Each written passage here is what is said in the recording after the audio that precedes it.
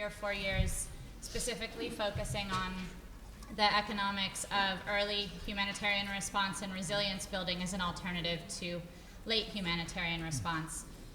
So I'm dubiously responsible for the 2.9 to 1 figure that you've heard a few times this morning. And I've recently been doing an update to that DFID study that we did 4 years ago with USAID, which I'll tell you about in a minute. So our session's going to look specifically at digging into this issue of how do we look at the value for money argument of investing in resilience, specifically in the context of humanitarian aid. And I have a wonderful panel here who I'm just going to introduce you to briefly. So Dr. Mark Langworthy is an economist, and he's a vice president at Tango International. He is an expert in the microeconomic analysis of rural households and specializes in looking at household food and livelihood security issues. And he brings a substantial background in quantitative analysis to help assess community-based economic development projects. And his current research interest involves the study of local community resource management institutions, value chains, and household and community resilience. Next, we have Luca Russo, who's an agricultural economist at FAO. His main area of expertise is food security and resilience in protracted crises and related policy and analytical frameworks. And he is part of a team at FAO that's tasked with the overall implementation of the FAO strategic objective on resilience, where he is leading some major food security and resilience related analytical works, including the IPC food security phase classification and REMA, the Resilience Index for Measurement and Analysis. And then at my far end is Debbie Hillier, who works for Oxfam GB. She's been there since 1999 and has worked on a wide range of humanitarian issues. And since 2010, she's focused specifically on policy aspects related to the nexus of climate change and humanitarian issues, with a particular focus on disaster risk reduction and resilience. She's provided a lot of thought leadership around early humanitarian action, and notably was one of the lead authors on A Dangerous Delay, which analyzed the late response to the drought in the Horn of Africa in 2011. So we are each going to give you a very brief snapshot of some of the work that we've been doing in this space. And I think for all of us, it's backed up by far more analytics than anyone would ever want to delve into. So you're going to really get that high-level snapshot, because we'd rather spend time having an open discussion and doing questions and answers. But hopefully this will give us a little bit to chew on in terms of some of the evidence that we've been working on. So I'm just going to shift up to there so I can do the slides.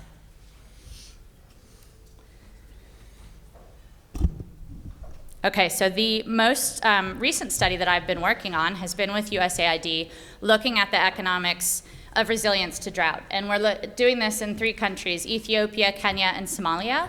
And it's very much a building on the 2013 study that I did with DFID, but we've gotten a lot more sophisticated in the modeling in the data that we have available to try and analyze different response modalities and the cost effectiveness of those.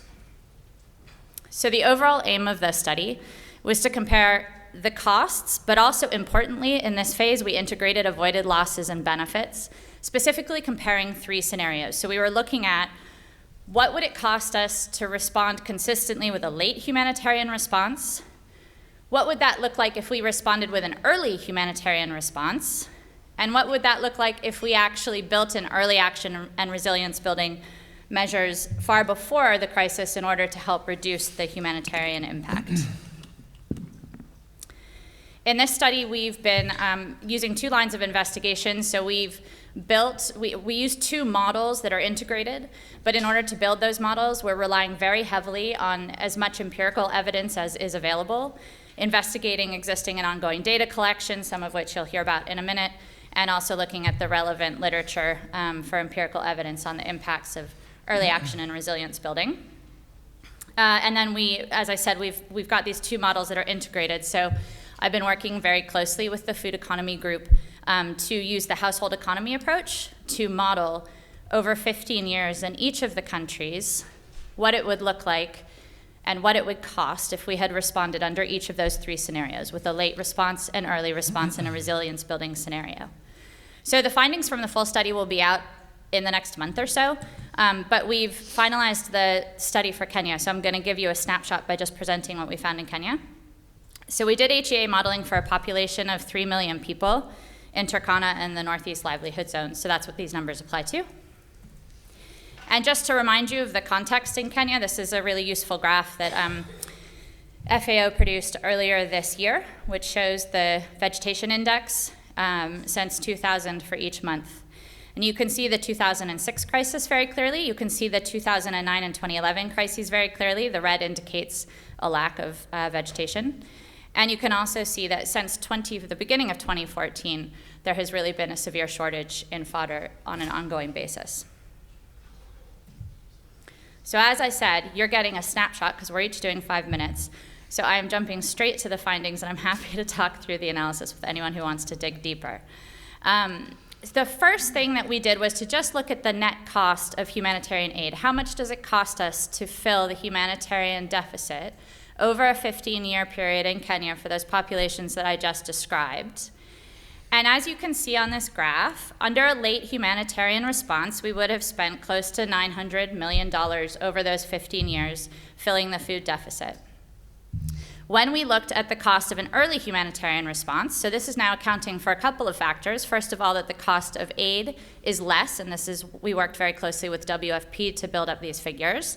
And secondly, looking at the ability of households to cope by having an earlier response before they've started to engage in activities like asset depletion.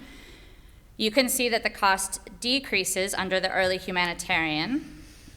We then looked at a safety net response. So we said, what if we actually provided every very poor and poor household in our sample with a safety net transfer equivalent to the level of the HSNP, $300 per household every year for all 15 years. And amazingly, when I usually do this analysis, it comes out a little bit more expensive until you incorporate the benefits. But it actually was cheaper because of the amount of humanitarian aid that it offset. And then we finally layered on top of that, so we're following very much a graduation type model.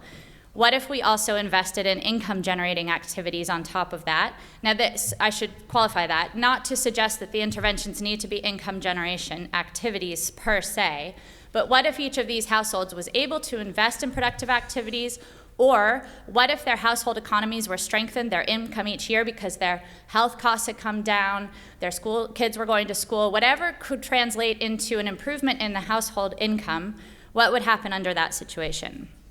And as you can see, the model estimates that we would save almost $800 million for those 3 million people over a 15-year period. If we apply that to the whole of Kenya with the 10 million people who are normally chronically food insecure, you'd then be multiplying those findings by 3. We then added in benefits. So one of the really neat things that we were able to do with the model this year was to add in an estimation of the avoided losses in terms of both avoided livestock losses as well as avoided income losses. This was using a herd dynamic model that was developed for the Horn of Africa specifically. And we found very strikingly, as you can see from the graph, that when you added in avoided losses, you actually started to enter into a net benefit scenario that increased the more you invested. And as a result, the benefit to cost ratios, you heard 2.9 a lot earlier today. In that study, we were only estimating the costs. Now with the benefits incorporated, the benefit to cost ratio has almost doubled to approximately $5 of benefit for investing in resilience compared with every $1 spent. So that, in a very, very small nutshell, is 9 months worth of work. And with that, I will now turn over to Mark to present on his findings from some of the work they've been doing.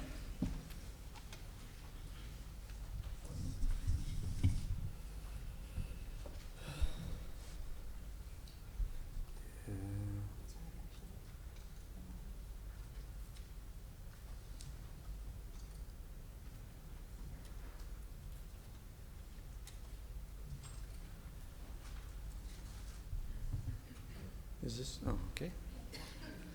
Okay, good. What I'd like to do today is very briefly report on some findings that we at Tango have developed from an impact evaluation study that we've been engaged in for several years in Ethiopia. And this is part of this impact evaluation study we're doing includes what we call a recurrent monitoring system, which is this recurrent monitoring system is to track households that have been exposed to shocks, drought in this case, over regular intervals, and basically monitor how the households respond to those shocks. But as we were able to use the information from these recurrent monitoring surveys in Ethiopia to address two questions related to value for money. And so these are questions that really provide empirical evidence that sort of complements some of the questions that Courtney raised in her presentation. And so the first question that we look at with the data that we have is to look at, address the question about whether the intervention, so the prime is a USAID funded project implemented by Mercy Corps in the Somalia and Borno regions in Ethiopia. And so one of the questions that we were able to address with this information was to look at how the investments made by this project, this prime project, to enhance resilience of households, what was the impact of those investments on reducing the household's reliance on humanitarian assistance, which one of the things that we were tracking in this recurrent monitoring system. And then a related question, second question, was to look at what was the relationship between the resilience capacities of the households, again, something that we measured and tracked over time, and how did those resilience capacities relate to the household's reliance on humanitarian assistance. And so again,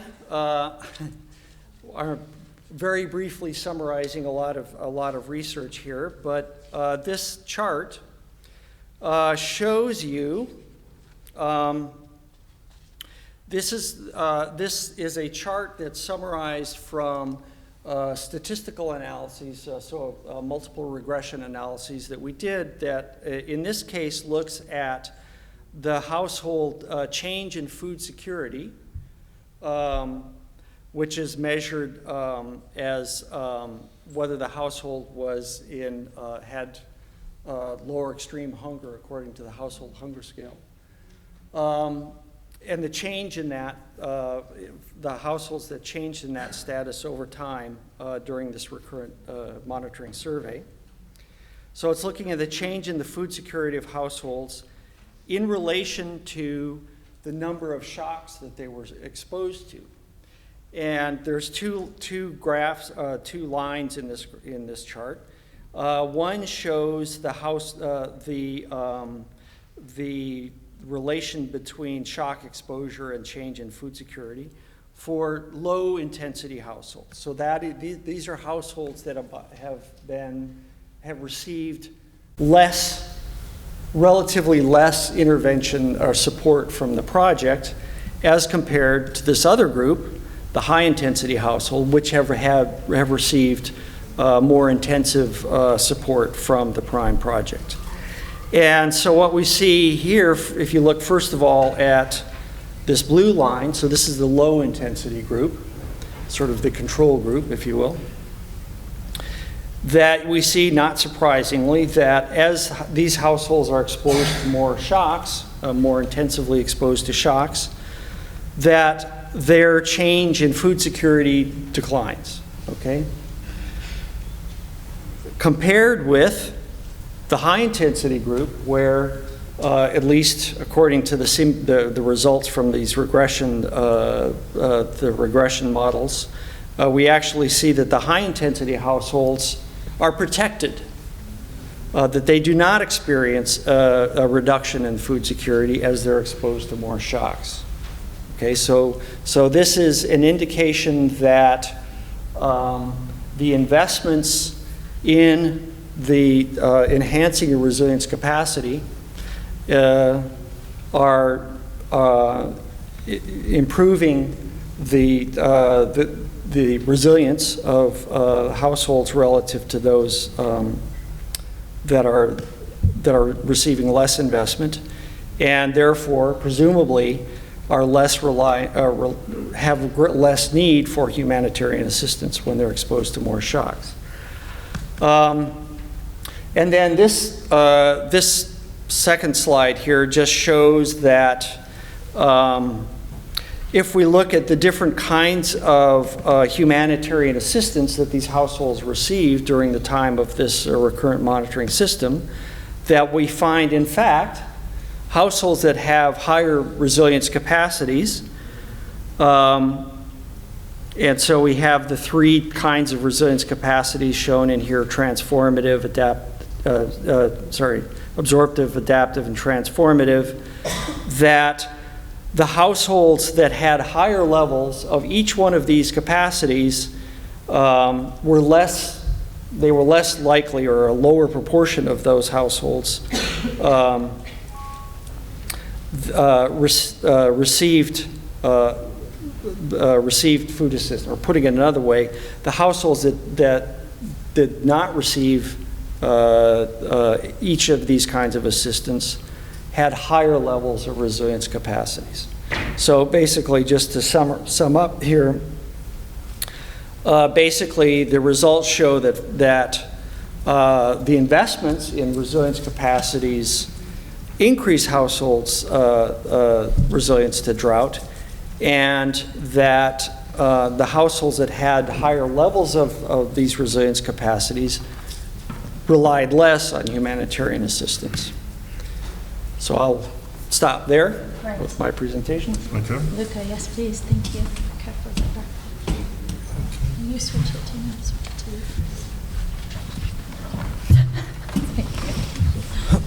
Oops, sorry.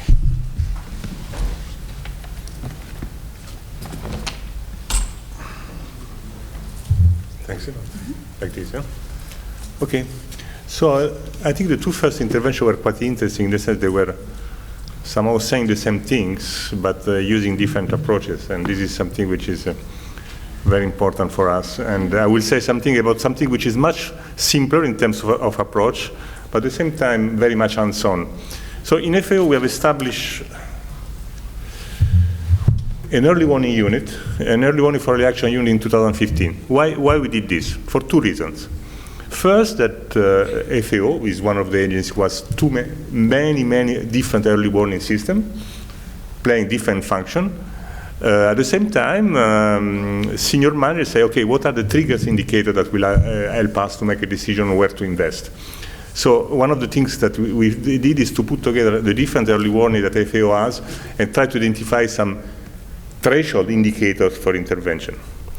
The second point is we created, I mean that is with FAO internal resources, an early warning, an early action fund, which is basically when some indicators are met, the organization is able to release fund in a timely manner. We're not talking of huge amount of money, we are talking of 3-4 millions per year, because the point is you can have the best possible early warning, but if you don't have an early action that follows, then the system is not going to work. I was interested by Kearney's classification of the different intervention, and I think this one, I would say that what we are talking about here is what you call early humanitarian intervention. That is what we did, because we have talked of the drought which is still affecting Kenya and Ethiopia. We are talking of September 2016, when the trigger indicators were met, and we are talking of intervention which were undertaken both in Kenya and Ethiopia. Not big scale, 400,000, 500,000 each per country, a few thousand household beneficiaries. So this year we went and see what were the results of this investment, no? Whether there was an economic return. And we use two different methodology. Okay, in Kenya, in Wajir, we did primary data collection, and therefore having households which were benefiting, and the focus, sorry, something is on livestock. Livestock is absolutely important. It's the key asset for household in terms of resilience. I read just 2 days ago a definition from a Somali community member about his definition of resilience was the number of animals are still alive after a drought. So that I think that is very important. So we focus essentially on livestock, and we look essentially one component of our intervention with the livestock feeding. No? So that is how we did the. Now, the interesting thing, I will not go through too many through the slides, is that we used to, in Kenya, primary data collection. In Ethiopia, we just use some scenario development, basically trying to use a long-term data set for what concerns market price, mortality of animals, and so on, and then try to, with some estimation of some model for this. We're always been very conservative in terms of result of this impact. For instance, we estimated that an intervention like this could reduce mortality by 2 to 5%. The results are quite similar. That is quite interesting. And they're also similar because they tell us three things in terms of the impact. The first thing is that the rate of return are between 3.5 in the case of Kenya and close to 7 in the case of Ethiopia. Maybe this is due also to the cost of intervention per household. In Ethiopia, we're lower than in Kenya. In Kenya, we're talking about $80 per household. In Ethiopia, we're talking about $30 per household. Now, why 30 and 80? This depends on the access, depends on the efficiency of our office, of our partners. So there are different explanations. But in terms of return, in case of Kenya, $80 invested, a return of $300 in terms of benefits. In the case of Ethiopia, $30 of investment and return about $200. Now, the interesting thing is that there are also similarity in terms of benefit. We look at three types of benefit. The first one is the animal body condition, because that is something that tells you the market price of an animal. And by far, the animal body condition was the most important factor in terms of benefit. In the case of Kenya, we are talking about, out of the $300 of benefit, we are talking about $200 which came from animal body condition. And the other two also are very important. One is reduced mortality, which happened in the two cases. And the third one is milk production. So, and the milk production is particularly significant because of this. In the sense, milk production is important because it goes essentially to children. And this is something very important in terms of nutritional benefit. So, so the point is that it's not just a matter of the economics and economic return, but also a matter of nutrition and food security. You see that the interview that was done with the household indicate that most of the milk which was produced as a result of this intervention went to for feeding family members and particularly children. So that is something very important. So time is up and I've finished. So, so basically my point is, and I finish with this, we are not talking of a resilience intervention, we are talking of an essential humanitarian intervention. And, but the return, and we'll have to be much more systematic on this, the return are quite interesting, and I think it's worth to continue to build the evidence for this kind of intervention. I will not show the one in Kenya because it's too long and the slides are too many, but these are the message. Thank you very much. Thank you.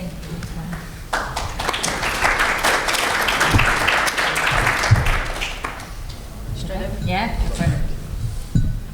Thank you. I think we're really lucky, aren't we, to have such expertise on this table and to hear the amazing work that's going on around value for money. I think my presentation is going to be a little bit different, but I guess I want to, if we just reflect on those for a second, there's some really powerful lessons in there and some really good good maths in there as well.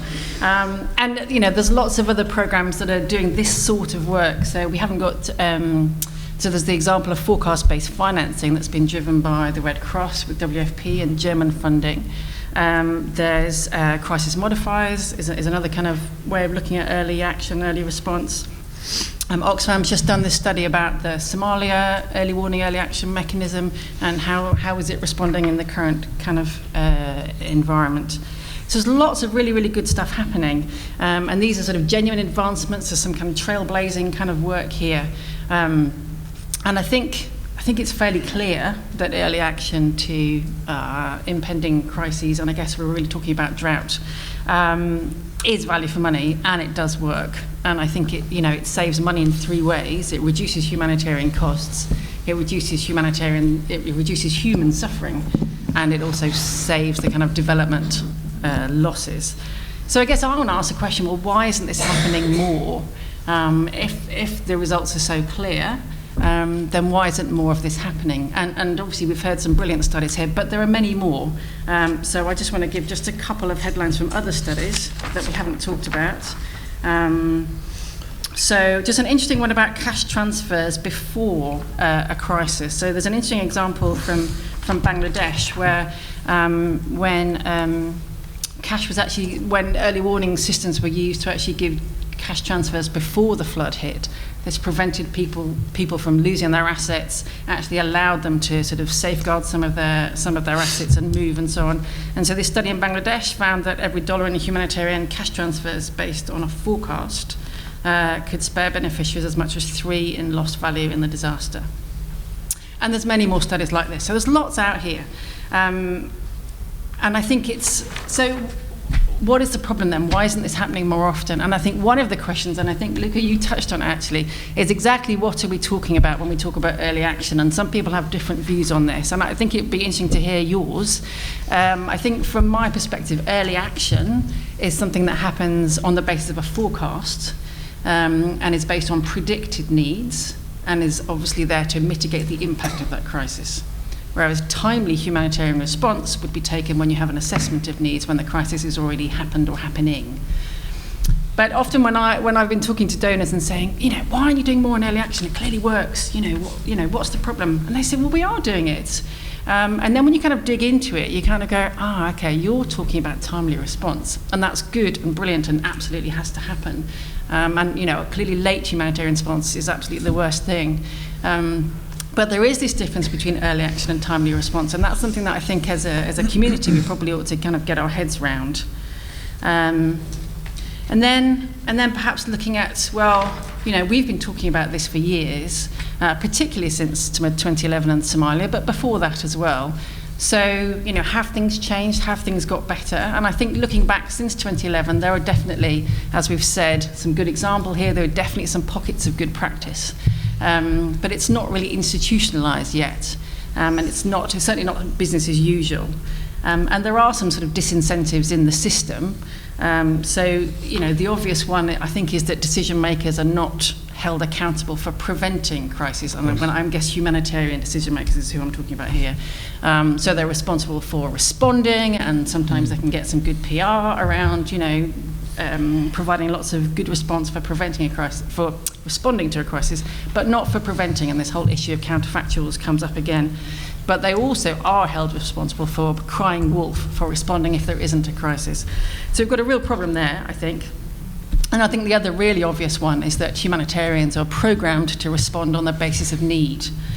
So when there's a need, humanitarians will respond. That's what they do, that's what we do. And that obviously then leads to a focus on the acute crisis rather than tomorrow's crisis or a chronic situation. And obviously in terms of big appeals, then they only work when there's terrible pictures on the TV. So the humanitarian system is hardwired to not do early action. Mm-hmm. And then from a development perspective, most of the programs there are relatively long-term, which is good, but relatively inflexible. And sometimes just don't involve risk reduction as an integral part of the programming. Again, I think things are changing. So this isn't a kind of a story of woe, but I do think that we need to learn from the good practice, to learn from the evidence and see where we can scale up. What are the limits to the scale up in terms of crisis modifiers, forecast-based financing, the kind of early action work that FAO is doing. There's some really good work here, but we're not capitalizing on it as a sector. So I'd like to explore with you in the question sort of how we can do more on that. Thank you. Brilliant. Thank you, all of you, for really interesting presentations. I'd like to just summarize a few key questions and then turn it over to have a group discussion, either with questions that you have for us on the specific studies or also just responding with your thoughts around how this impacts on your work. I guess for me, there are two big questions. The first really builds on what Debbie was saying around why isn't more happening. So when I do this work, I'm delighted that the 2.9 to 1 had a big impact on changing the way people think about aid, but we're regularly responding relatively late, particularly in areas of protracted crises. So is that economic case enough? And given that it probably isn't, how do we sit it within the political economy of humanitarian response such that we see more resilience building as opposed to continuing to do things the way we always have done? And then I think the second piece, which Greg alluded to a few times, is that we've done a lot of work. A lot of the evidence that I've done is based on a combination of economic empirical evidence with the HEA modeling, because it's so hard to get an empirical snapshot of what it looks like and actually articulating what is the value for money, the actual value for money of having invested in resilience building. So the work that Mark presented is one of the more compelling, and sort of that graph is very easy to digest. But we've also seen in Ethiopia and Somalia and Kenya a lot of areas that have had resilience interventions that are in exactly the same position as everybody else in this year's drought. They are not better off. And part of the thinking is that, is this year's drought really too big an event to assume that we're going to build people's resilience? Are we being overambitious with that? And has the fact that we've been investing in these people's resilience for years before the drought, is that going to allow them to maybe bounce back faster or better or to a higher level? Are we going to see more positive outcomes coming out the other side? But how do we actually gather, and this, Stefan also talked about this, how do we actually gather the empirical evidence that says, yes, we are making a difference when we're talking about resilience, which means loads of different types of interventions in very different contexts. If you try and set up a study to analyze that, it's really difficult, and you start to get to the point where there are so many assumptions in your analysis that you wonder how you can even tease out the noise to know what's actually happening. So those are sort of two broad areas that have come up quite a lot that I thought might be useful to add in to respond to, and that build very much on the presentations that we've had. So I'm going to open it out to you guys to come up with questions or comments to get the discussion going. Raise your hands if you have something that you want to contribute. Yeah. Well, I just really quickly wanted to sort of You got a mic coming. Tanya Boudreau, Food Economy Group. I wanted to quickly respond to your question there about whether this recent drought is too big to build resilience to, because I think we really do need to consider that question about what we're building resilience to, the sort of hazard itself that we're trying to cope with. I was looking at sort of 30 years of rainfall data for, I would say, about 50 livelihood zones in Ethiopia, and this last year was, in almost every case, the worst, if not the second to worst year in the last 30 years. Are we building resilience to a 30-year drought? I don't know if that's even possible. So, what we should be aiming for is something reasonable and realistic, like the every 7 years or the every 8 years, or the sort of cyclical thing that we know is coming all the time. And I think it's unreasonable to be held to a standard of, the 100-year flood, or those are things that happen that we are going to have to respond to with a humanitarian assistance, and that it's just unreasonable to expect anything else. So, sorry, that's all I was going to say there. And I just had a quick technical question on on Mark's presentation. In terms of the shock that you were measuring rainfall as using rainfall as the variable for the shock. What was the threshold? Because that was Somali region, so rainfall's always pretty low there in a lot of the zones. Do you know what the threshold was that was considered to be a shock?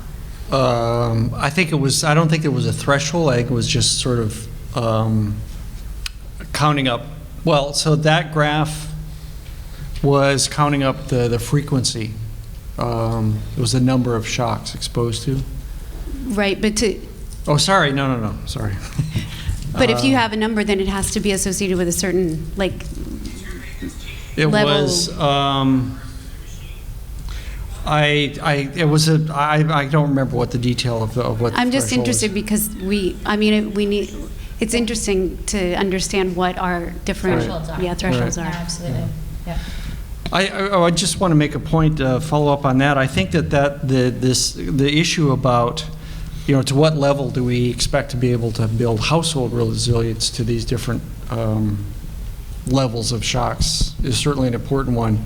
Although I think I would say it's probably, we wouldn't want to measure it in terms of like frequency of shocks.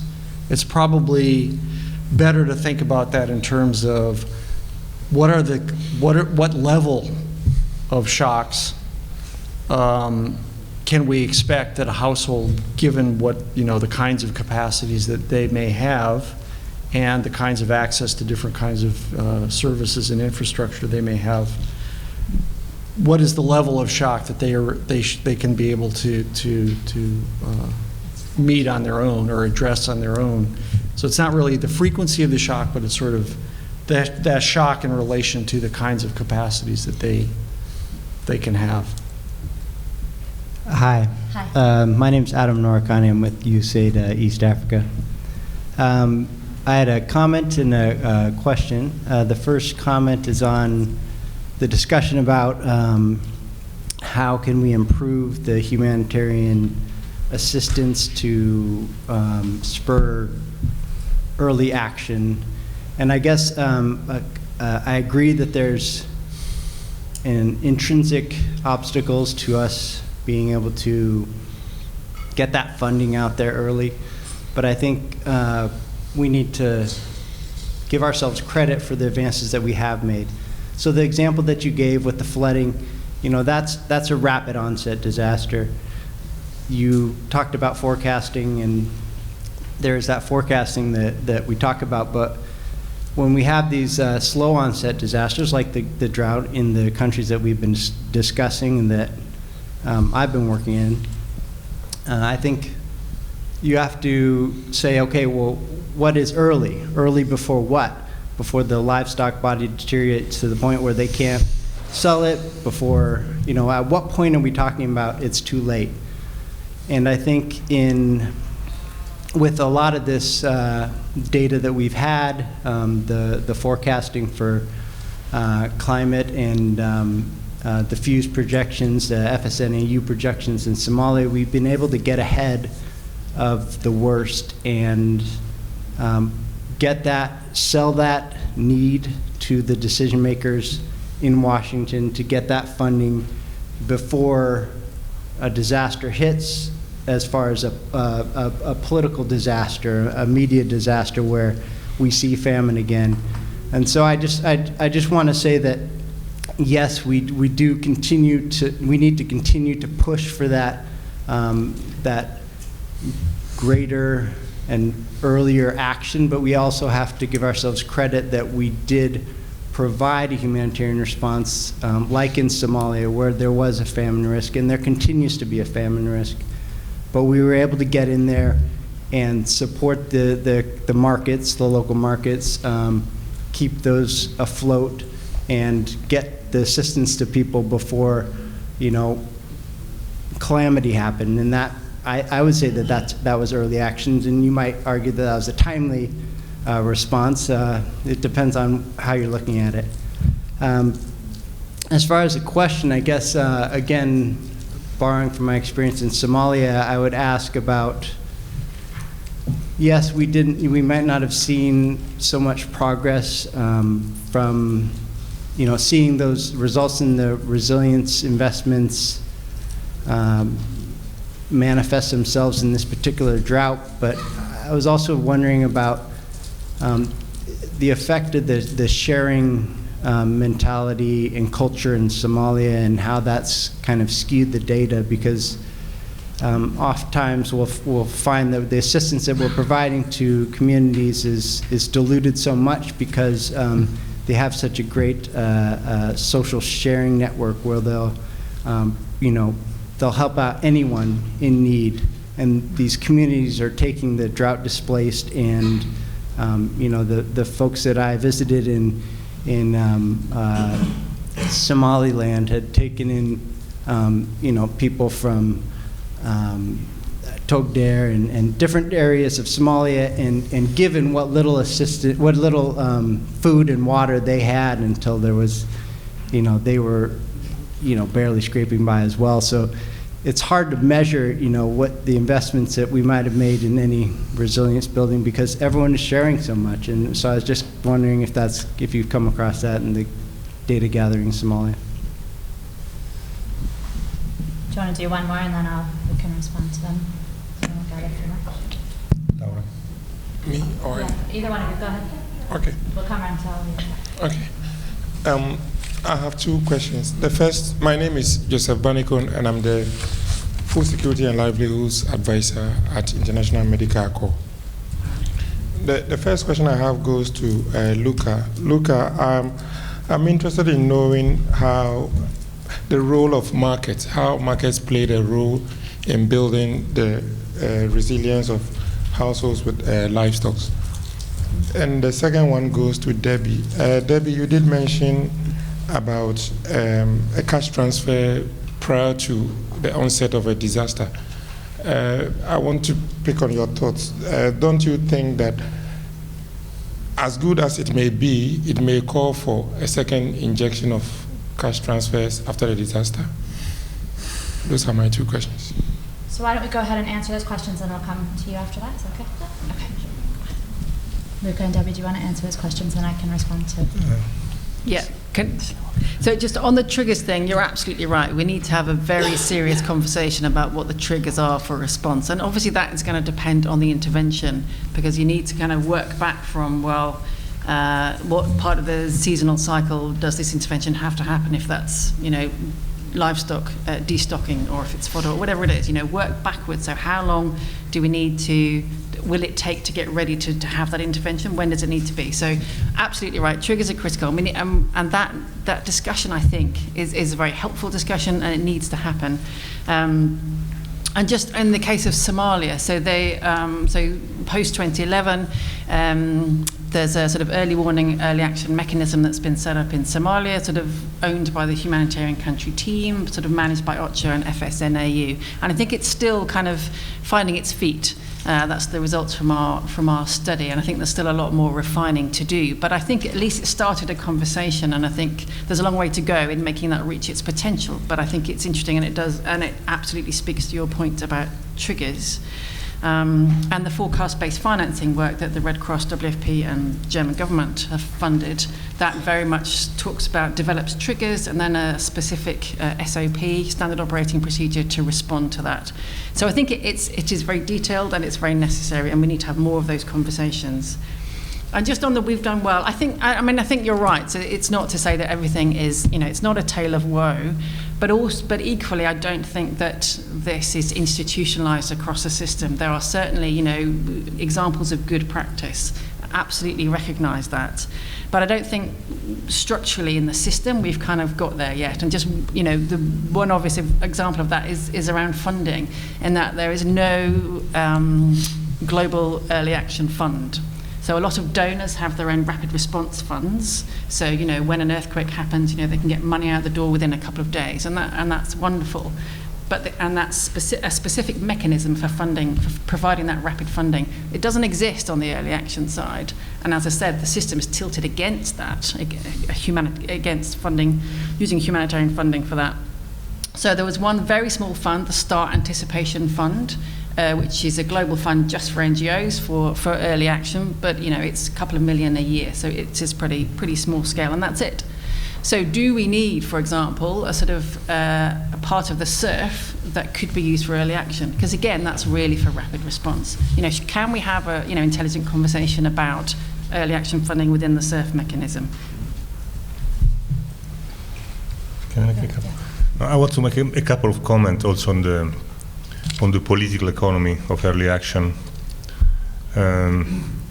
Last year it has been the year of the fourth famine, so there was a lot of attention around this fourth famine, and being leading the IPC at FAO, I was somehow responsible for the incredible political attention on this fourth famine, which much less consideration for other type of crisis, and the fourth famine have been either averted or contained.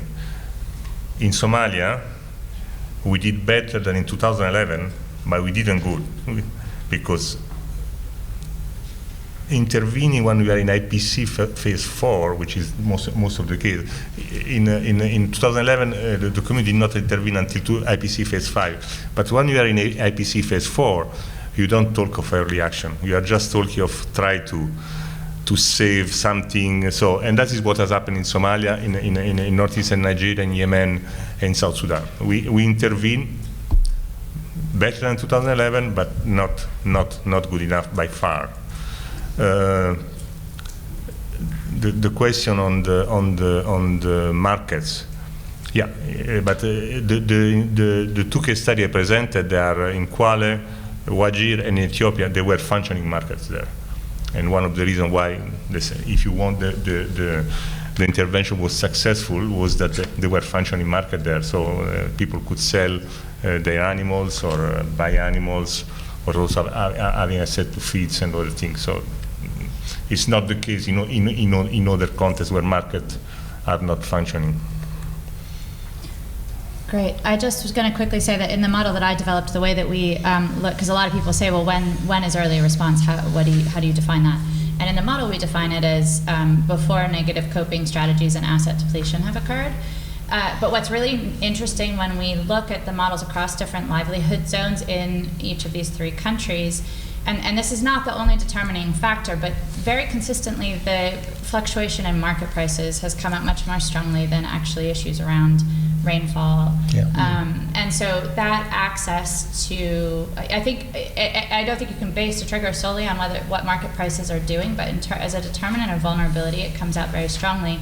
And I was at the graduation table during lunch, and Kathleen was talking about how, with her work with BOMA, building resilience of women in northern Kenya, how one of the ways that a key for them to make that sustainable is access to markets. And that's needed not only for building businesses, but also for price stabilization. So I think something around that kind of hits both sides of the resilience agenda, which is quite interesting.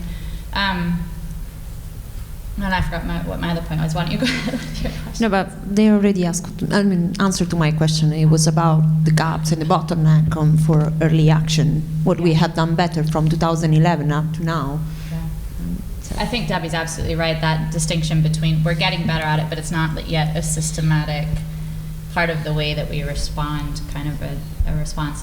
Can I also, we're going to just get a few more questions, because I think you're pointing at me. Oh, question there.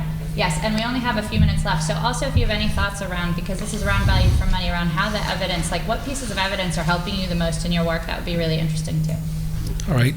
Good afternoon, and thank you for the presentations. I'm Mark Gordon. I'm with the World Food Program. Two questions. One for Debbie, and I guess it's a bit of a reflection in Somalia. The early response certainly would have been very beneficial in 2011, and I think we saw an improvement in 2016. But what does the analysis suggest in terms of the funding between 2013 and 2016, when all the investment for resilience was really at a high point? And I'm curious what the evidence is suggesting. Were we able to be on track in hitting those targets, or perhaps we were setting ourselves up a little bit? I'm just curious. And then for the other panelists, for Luca and Courtney and Mark, what I'm interested here is you showed very clearly the economic impacts of a particular type of intervention. Luca, you showed it with livestock. Mark, I think you were looking at transfers for asset creation. But we were talking this morning about multi-sectoral interventions. And what does the evidence suggest about the economic returns? Is it exponentially greater when we start to factor in nutrition, wash, health? or do we not have, or do we have diminishing marginal returns? We have one more question here. Yeah. and then- No, actually, very similar to his last question. I was just wondering. My name is Amadou. I'm Food for Peace officer in Niger, USA, Niger. I was just wondering whether both Courtney and Mark, you were able to look at the size of the transfers. Where we are, we just get different sizes of the transfer, and everybody has just these wonderful claims about what they are achieving with them. Is there some kind of threshold about, the minimum transfer, or does everything seem to work? Did you see any difference between the sizes of the transfers? So basically, that's it. So if I can quickly respond and then turn over to you guys for any additional comments. In terms of the packages of interventions that work or don't, so in the analysis that I presented on, we really just looked at what happens if you have a safety net transfer of $300, an income increase by whatever means that happens of $150. The next step would be to figure out which type of intervention or package of interventions gets you most cost effectively to that $150 increase. And I would say that while there's a lot of evidence around the impact of resilience building interventions generally, but there is very little about the types of returns that they can deliver in a crisis. And that's where, so from my perspective, that's a really significant evidence gap, is what package of interventions works the best in a crisis specifically, aside from in normal times. And now I've forgotten your question. Remind me what your question. No, same thing, the size, I would just... Oh, the size of the transfer, yeah. So we based the size of the transfer in the model on the actual amounts used for the HSMP, the PSMP, and then in Somalia, there's no government-run safety net, but based on what NGOs are currently using. And it was interesting because in both Ethiopia and Kenya, they actually fit the deficits really well. We weren't kind of overspending. In Somalia, it actually, in some regions, it indicated that we were overspending. The economic analysis started to flip. But I would caveat that by saying that overspending isn't necessarily therefore bad economically, because we know that cash transfers in regular times help to boost people's livelihoods. So if we added in the return to that, it would still be cost beneficial. But yes, there is a threshold where your consumption support starts to turn into more of a productive than purely a consumption play. But that really comes down to what type of objective you're trying to achieve with that transfer. And did you guys have any comments to add to those? Yeah, I just wanted to, I think the work that we were doing with the Prime project, I think I would just want to sort of support what Courtney has already said, that what we looked at was a project that has a mix of different kinds of interventions, but we were not able to, in the analysis that we did, we were not able to sort of look at sort of the marginal impacts of any particular intervention. I think that would certainly be, a very important next research question. In response to Amadou's question, in our analysis, we didn't have quantity. We just had, did they receive something? Did they receive assistance or not? What we did have was timing, and I didn't really talk about this, but we were able to look at sort of the impact of the timing of when the households first started to receive assistance over the course of the time that we were monitoring. And generally, we did find, not surprisingly, that earlier assistance generally has positive impacts. Do you guys have final comments? Yes, I would like to use the question from Mark Gordon about the multi-sectoral intervention to say a point that I didn't make. So my answer to him is no. I don't know about what will be the return for multi-sectoral investment. But the point is, we said, okay, why early warning for early action, despite the evidence is not yet picking up the way we wanted? Debbie said everything. I hear a list of points, but she said them. So, but the still one that I can mention is there are two. Is that at the moment my impression is that There is not yet enough sharing in terms of methodology between different agencies. At the moment, each one is going on his own, and most probably we need to make a more effort to, like for instance, you see, it's a bit disturbing, but I want to make the point. To have a coordination like for the food security analysis and the IPC. So I think we need to go for standards when we talk of analyzing the investments in terms of early action. And most probably we have to do many more joint analysis, because at the moment the analyses are just done piece and here and there. I think we should try to make some effort to bring this together, and that will also help these issues of multi-sectoral analysis that Mark was so keen on. Debbie, you're last, but it means everyone will remember what you said.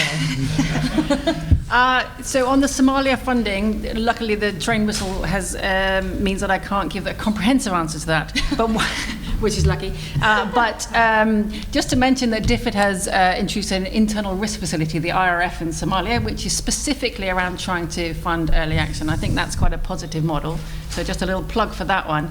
And then perhaps the other sort of institutional and spiritual home for this discussion is maybe the new way of working, and that has meant that kind of World Bank funding has sort of started flowing into countries in protracted crises, and that's perhaps something that maybe is of interest to this discussion around early action resilience.